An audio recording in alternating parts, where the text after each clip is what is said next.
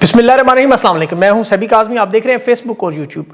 19 मार्च का ये दूसरा वीलॉग आपके सामने, जो बड़ी अहम अपडेट्स आई हैं, ताज़ा तरीन खबरें, उनकी तफसील और तजिया आपके सामने रखता हूँ। आज डोनाल्ड ट्रंप की तरफ से तकरीबन हथियार डाल दी गई। 47 साल से ईरान पर लगी तेल और गैस की पाबंदियाँ उठाने के लिए तैयार। ईरान के गैस फील्ड पर हमलों से ट्रंप ने आज इसराइल को भी बड़ा रगड़ा और ऑयल रिफाइनरी और गैस फील्ड पर जो ईरान ने निशाने बनाने अपील कर दी, अब ना करें। ये ट्रंप की मकबूलियत में मामला और बहुत बड़ा मामला। ईरान जंग में पेंटागन ने $200 अरब और फिर अमरीकी वज़ीर ख़जाना की दरख्वास्त पूरी नहीं हुई। ईरान पर जो तेल ऑपरेशन का हमला, कब्जे की कोशिश, वो नाकाम। और आज बहुत बड़ी एक एंट्री भी हुई है और इसमें इसराइल के लिए जो मुश्किलात और घबराहट, थरथराहट क्यों शुरू हुई, रोज़ाना अरबों डॉलर्स का कितना बड़ा नुकसान, लाइफ लाइन की TRT बहुत बड़ी रिपोर्ट। और अमरीकी वज़ीर दिफा ने आज ऐलान किया कतर, कुवैत, बहरीन, अरब अमारात और सऊदी अरब हमारे साथ इस जंग में पहले दिन से भरपूर मदद कर रहे हैं। ईरान ने भी आज कुछ सबूत जारी किए। पाकिस्तान के कायदाना और बल्कि मुनाफिकाना जो किरदार, वो भी सामने आ रहा है और बड़ी ख़तरनाक सूरत हाल इस वक्त। आज जो फील्ड मार्शल की अहले तशी से जो मुलाकात हुई उलमा से, उस पर भी क्या चढ़ाई का हुक्म आने वाला है ईरान पे, कहाँ से उनको ज़रूरत पड़ेगी। और अरब शहजादों की नई वारदात, किसको मुंतकिल किया अवाम की जगह, ये मैं आपको बताता हूँ, बड़ी इंटरेस्टिंग बात होगी। और आज हाउस ऑफ लॉर्ड्स में बरतानिया में इमरान खान के इंसानी हकूक़ पर मुतालबा, जमाइमा खान का भी आज बयान आ गया। और कोट लखपत में ईद की नमाज़ पढ़ने से इनकार, इमरान खान समेत ईद के कपड़े वापस। सुहेल अफरीदी पर ईद से पहले खैबर पख्तूनख्वा पुलिस को टारगेट कराने का इंकशाफ है। सुहेल अफरीदी का भी नारा मस्ताना बुलंद। और ईरान की लेकिन आज सबसे पहले जो बड़ी जीत, 47 साल से तेल की पाबंदियां उठाने पर, ये 200 साल का तारीखी मुआशी बहरान आ रहा है। जो डोनाल्ड ट्रंप ने ईरान की तनसीबात पर हमलों से इनकार किया, इसराइल को भी हुक्म दिया कि आइंदा तेल गैस पर हमला नहीं होगा। ट्रुथ सोशल मीडिया पे ट्रंप ने जो लिखा, उस पर वजीर खजाना जो खारजा ईरान के, उन्होंने कहा ईरान की किसी तनसीबात पर हल्का सा भी हमले का इशारा हुआ तो हम बदला लेंगे। अब देखें, जितना नुकसान वो कह रहे हैं हम ईरान का, वो सारा भरें, और ये भरने पर तैयार हो गए हैं। ये मैं आपको बड़ी इंटरेस्टिंग बात बता रहा हूँ कि ये नुकसान कैसे भरने पर तैयार है, उसमें क्या क्या सबूत आ रहे हैं। देखें, ईरान ने जो ताबड़तोड़ हमले किए और पूरे मिडल ईस्ट में जो बहरान है वो बहुत बड़ा हो चुका है। इस पर माहिरीन इस वक्त हैरान है कि डोनाल्ड ट्रंप ने क्या अचानक सरेंडर किया। ये जो बयान सामने आया, ईरान के जनूब में पार्स गैस फील्ड पर जो हमला हुआ, ट्रंप ने कहा इसका मुझे तो पता ही नहीं था, कतर भी इसमें शामिल नहीं है, दोनों को से क्लीन चिट दी। और साथ ही ट्रंप ने कहा आइंदा इसराइल की तरफ से अब कोई मजीद कार्रवाई नहीं होगी। डोनाल्ड ट्रंप को जो कतर की तरफ से ये दबाव डाला गया, क्योंकि वहाँ उनकी गैस और तेल की तनसीबात को निशाना बनाया गया, उन्होंने कहा हम भी फिर ईरान पर हमला करेंगे और फिर दुनिया में तेल और गैस आप देखने को भी तरस जाएंगे। क्योंकि जाहिर है ईरान ने जो सबसे बड़ा काम करना था वो कर दिया। अभी सऊदी अरब के तेल के ज़खायर पर भी उन्हें हमला करना था, फिर तेल की जो सप्लाई थी वो पूरी दुनिया में मुकम्मल तौर पर नायाब हो जानी थी। अभी तो देखें सिर्फ 20% आप नाए हरबस पर रुका है ना। ट्रंप ने इसीलिए फिलफोर कहा कि आइंदा इसराइल की तरफ से कोई कार्रवाई नहीं होगी, ना कोई मदद होगी, ना कोई इजाज़त दी जाएगी। ईरान ने भी इस बात को समझते हुए फिलहाल तस्लीम कर लिया कि ठीक है, अगर तेल की तनसीबात पर हमले नहीं होंगे तो फिर हम भी नहीं करेंगे। अब देखें, जिन्हें ये लग रहा था ना कि ईरान क्यों कतर, सऊदी अरब, बहरीन, अरब अमारात पर हमले कर रहा है, तो अब उन्हें ये बात समझ आ जानी चाहिए कि अगर ईरान इन तेल की तनसीबात, गैस पर हमले ना करता तो ट्रंप ऐसे कभी सरेंडर करता। ये 15 ममालिक हमले कर उसे मुकम्मल राख का ढेर बनाते। कतर, अरब अमारात ने ईरान के जनूब में गैस फील्ड पर हमले की मजम्मत भी कर दी। ये बड़ी इंटरेस्टिंग बात है। देखिए, ईरान के गुस्से का वो बराह रास्त निशाना बन रहे हैं। कतर में रास अल लफान पर जो आग लगी, बड़ी मुश्किल से उस पर काबू पाया गया। अरब अमारात की हबशान गैस की तनसीबात, वहाँ की पाइप ऑयल फील्ड सब बंद करनी पड़ी। सऊदी अरब ने अपनी तेल की तरसीलात बंद की। तो इसराइल देखें ज़रूर ये कोशिश करेगा कि ऐसा कोई मामला हो ताकि बात आगे चले। मैं आपको आगे चल के बताता हूँ मुश्किलात क्या है। लेकिन अमेरिका के लिए जो सबसे बड़ी परेशानी है वो चीन के जहाज़ अबनाए हरमस से तेल से लदे हुए निकल रहे हैं। उनकी आंखों के सामने चाइनीज़ जहाज़ का अमला कॉफ़ी पीते हुए मज़े से हाथ हिलाते हुए जा रहे हैं और बाकी सारे बहरी जहाज़ उनका अमला उनका मुंह देख रहे हैं हसरत से कि हमारा तेल कैसे गुजरेगा। अब यहाँ ईरान इसराइल की जंग में देखें, लेबनान की तरफ से भी जो हमले हुए, फिर यमन के जो फौजी तर्जमान का ऐलान जिसने इन्हें बड़ी मुश्किल में डाला, उसने कहा हम तैयारी में मौजूद हैं, अपने कमांडर इन चीफ का इंतज़ार कर रहे हैं, एकामात होते ही फौजी कार्रवाइयाँ शुरू हो जाएंगी। अब ये इतना बड़ा ख़तरा है। देखें, यमन की जो फौजी ताकत है, जोग्राफिया है, इसके मिसाइल ड्रोन, ये बिल्कुल ईरान की तर्ज पे है। वहाँ उनके सामने भी बहरा अहमर और बहरा बाबुल मंदब है। ये दुनिया के 2 अहम तेल के रास्ते हैं जहाँ रोक लिया जाए तो आलमी तजारत तकरीबन ख़त्म। इनके पास भी ड्रोन्स भी हैं, बैलिस्टिक मिसाइल्स भी हैं, और माजी में भी इन्होंने सऊदी अरब की आरामको को शदीद नुकसान पहुँचाया था, क्योंकि ये बड़े वहाँ से करीब है। तेल के इंफ्रास्ट्रक्चर के टारगेट करने की इनके पास सलाहियत भी है, असलिया भी है। इनका जो सूबा है अल जोफ, یہ سعودی عرب کے نجران سے ملتا ہے اور وہاں سعودی عرب کا سب سے زیادہ تیل رکھنے والا مشرقی صوبہ ہے. تو یمن میں حوثی بھی بڑے مضبوط ہیں, سعودی بارڈر قریب بھی ہیں, اس لیے ظاہر ہے پھر یہ مجبوریاں تو آپ کو پتہ ہے کیا کریں. ایران کو سمجھانے کی کوشش کی جا رہی. دیکھیں ایران کا معاملہ پہلے آپ کو تھوڑا سا بتاؤں, یہ اسرائیل سے 2400 کلومیٹر دور ہے, ان کی کوئی اسرائیل سے علاقے کی جنگ نہیں ہے, کوئی زمین پانی تیل تجارت کاروبار کوئی تنازع نہیں, دور دور تک بالکل الگ تھلگ ملک ہے. ایران اسرائیل کو بس تسلیم نہیں کرتا. 58 اسلامی ممالک میں واحد ملک ہے جو فلسطین کی آزادی کے لیے وہاں مزاحمت کاروں کی مدد بھی کرتا رہا. لبنان میں بھی اسرائیل کے جو مخالف گروپ ہیں ان کی بھی مدد کرتا رہا. اب اگر کل فلسطین اگر آزاد ہو جائے انشاءاللہ تو انہیں کوئی فائدہ نہیں ہونا, نہ کوئی تجارت, نہ کوئی تیل, نہ کوئی گیس, نہ کوئی معیشت. انہیں فلسطین سے کوئی دور دور تک مدد کی وہ توقع نہیں ہے ان کو, بلکہ نقصان ہے بہت بڑا. فلسطین کے نام پر کے سارے رہنما شہید ہو گئے. اسرائیل کے ان کے ساتھ کوئی جھگڑا صرف یہ ہے بیت المقدس کو آزاد کروانا. اور پھر جو لوگ مسلک کا معاملہ لاتے ہیں, دیکھیں فلسطین تو اہل سنت ہے, ایران اہل تشیع ہے, مسلک کی تو جنگ ہی نہیں. لیکن کچھ بیوقوف لوگوں کی میں پوسٹیں دیکھتا ہوں کبھی کبھی, ایران نے تو آذربائیجان کے ساتھ لڑائی لڑی تھی کہ وہ ایک اہل تشیع ملک ہے لیکن اسرائیل کا ساتھی تھا. وہ ڈاکٹر اسرار احمد کا آپ سنتے ہیں, بڑا مشہور ایک کلپ ہے, اس میں انہوں نے کہا تھا کہ یہ ایران کی وجہ سے اسلام زندہ ہو رہا ہے. اب یہ نظر آ رہا ہے, اور اس میں کوئی مذہب اور مسلک نہیں ہے, کوئی نہیں ہے, صرف اور صرف نظریہ ہے. علامہ اقبال کو ایران میں بڑا پڑھا جاتا ہے, شہید علی خامنائی نے ان پر تقریباً PhD بھی کی ہوئی تھی. آپ علامہ اقبال کے وہ اشعار دیکھیں, اقبال نے زندگی کا فلسفہ دیا, جیسے شہادت ہے مطلوب و مقصود و مومن, نہ مال غنیمت نہ کشور کشائی, یا مرد خدا کا عمل عشق سے, یا وہ ایک شعر ان کا بڑا زبردست, عشق ہے اصل حیات موت اس پر حرام. تو یہ جو ہم شعر تو پڑھتے رہے ساری زندگی, لیکن پتہ چل جیسے ایک اور تھا, آسمان تیری لہت پہ شبنم افشانی کرے.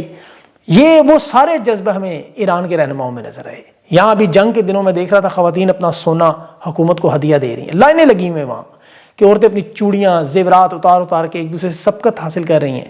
یہ غیرت مند قوم ہے, مشکل حالات میں بھی کسی کے آگے ہاتھ نہیں پھیلا رہی. آفرین ہے ان لوگوں پہ, یقین کریں.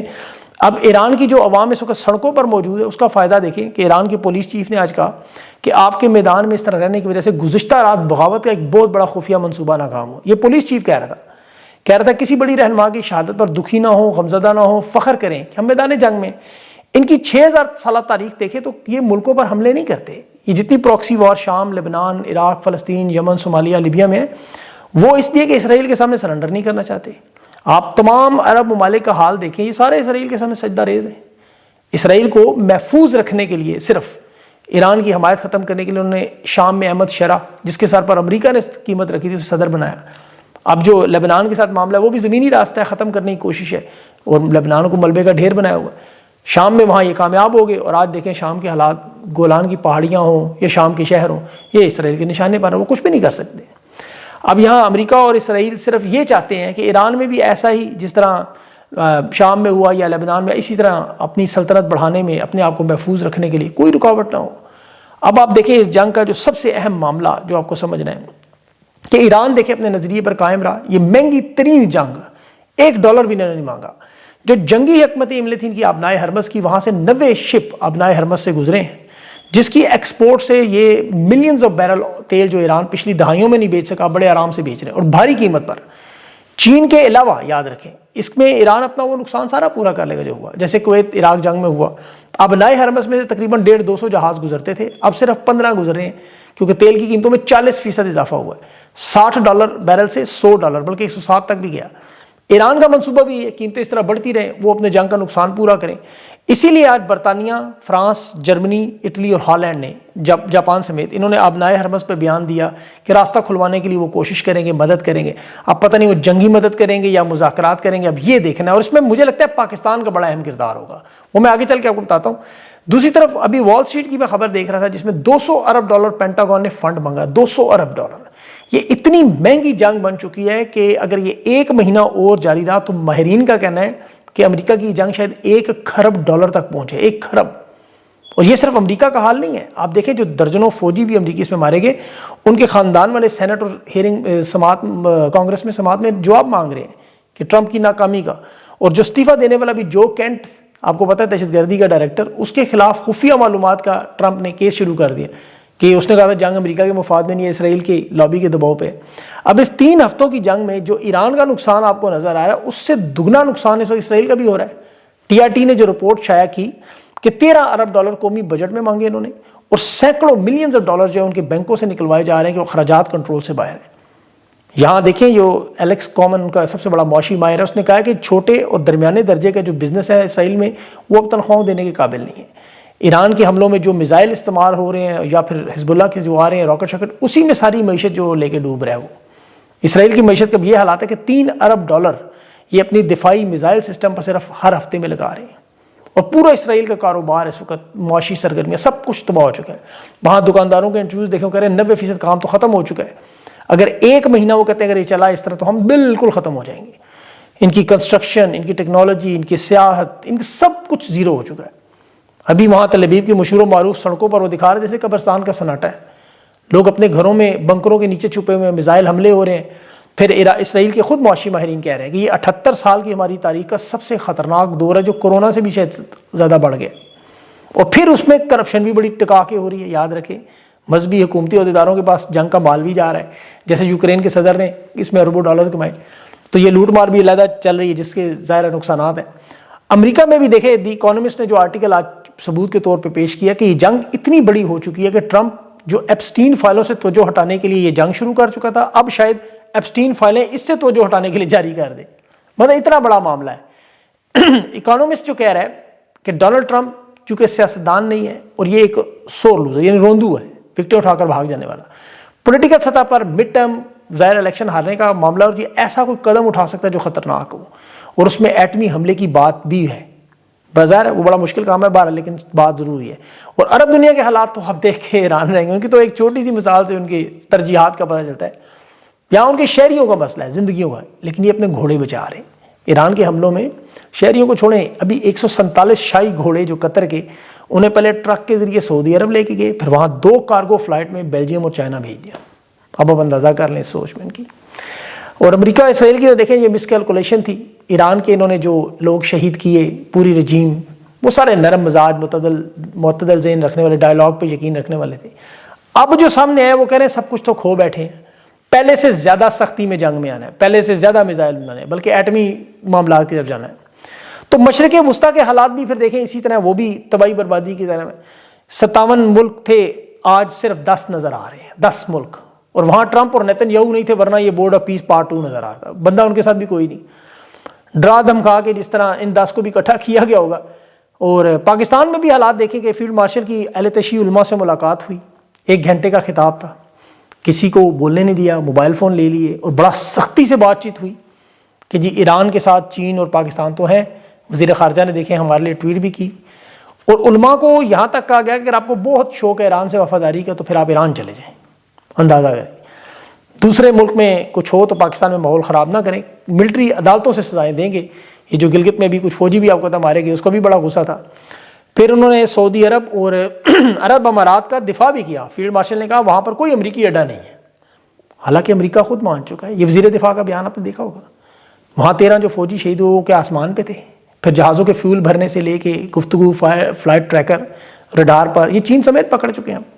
اسرائیلی فضائیہ کے، سعودی عرب کی، آپ کو پتہ فضا سے جہاز گزرتے ہیں، بمباری کرتے ہیں، لیکن یہ یہاں علماء سے انہوں نے بات کر رہے تھے کہ سعودی عرب سے ہمارا معاہدہ ہے، اگر انہوں نے بلا لیا تو ہمیں جانا پڑے گا، حالانکہ اس میں پارلیمنٹ میں دفاعی ڈیل کی کوئی مینڈیٹ تائید نہیں ہے، یہ صرف فرد واحد کا فیصلہ ہے، فارم 47 حکومت، جسے حکومت ہی نہیں کو مانتا۔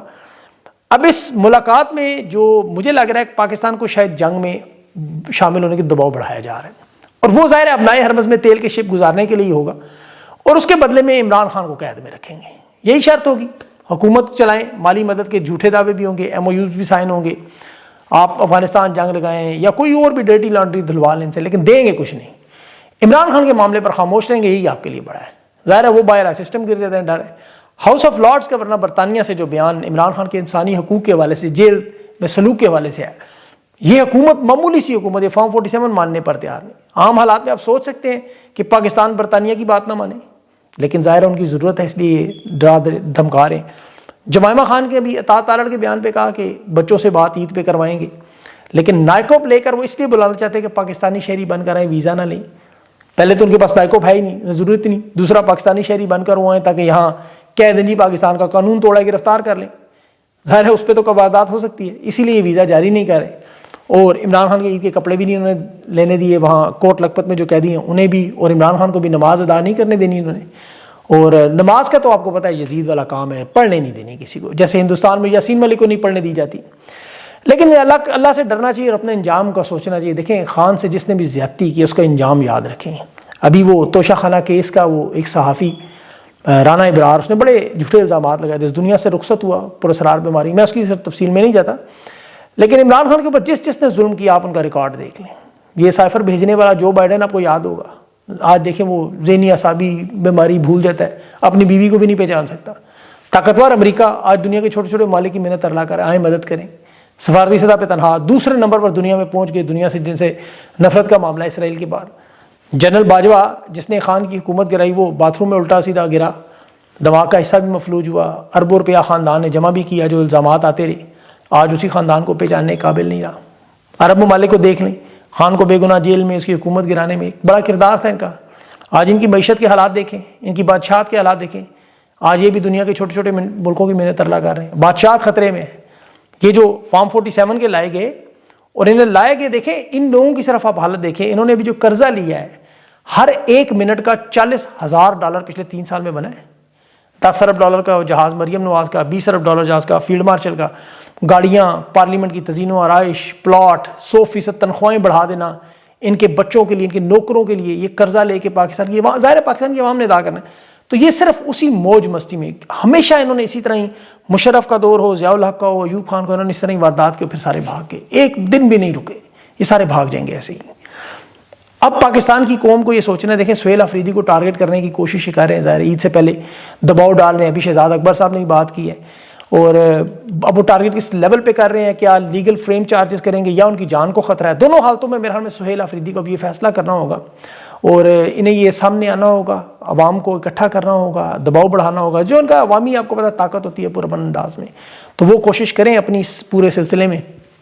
اور باقی کل بہت سی جگہ پر عید بھی ہے، اس کوشش کریں کہ اس پہ بھی کل تفصیل سے کچھ اہم اور ڈفرینٹ بات کروں. اپنا خیال رکھیں، مجھے اجازت دیں.